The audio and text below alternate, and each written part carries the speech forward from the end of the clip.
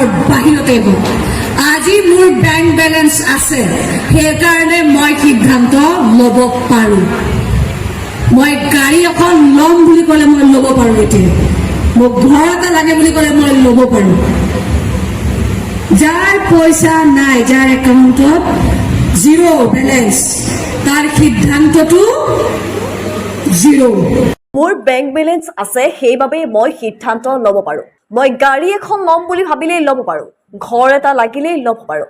যাৰ পইচা নাই যাৰ একাউণ্ট জিৰ' বেলেঞ্চ তাৰ সিদ্ধান্ত জিৰ' পটকে বিয়া নহ'বা দেই ভণ্টি আগতে একাউণ্ট বনাই ল'বা পুনৰ চৰ্চাত প্ৰাক্তন বিধায়িকা তথা ৰাজ্যিক মহিলা আয়োগৰ সভানেত্ৰী তথা একালৰ অভিনেত্ৰী আঙুৰলতা ডেকা ৰাজ্যৰ প্ৰতিগৰাকী মহিলাৰ হৈ থিয় দিবলৈ ওলাই অহা আঙুৰলতা ডেকাৰ এইবাৰ কেইটামান মন্তব্যই বিশেষ চৰ্চা লাভ কৰিছে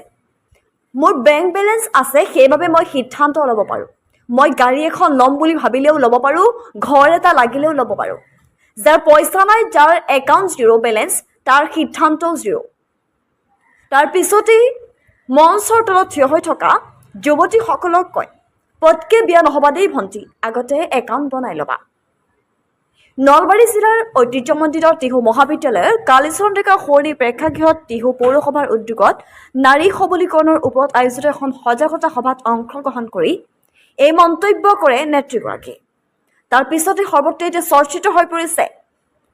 প্ৰাক্তন বিধায়িকা আঙুৰলতা ডেকাৰ এই বিশেষ মন্তব্যকেইটা ঘৰতে হওক তাৰ ঘৰখনৰ বাহিৰতে হওক আজি মোৰ বেংক বেলেঞ্চ আছে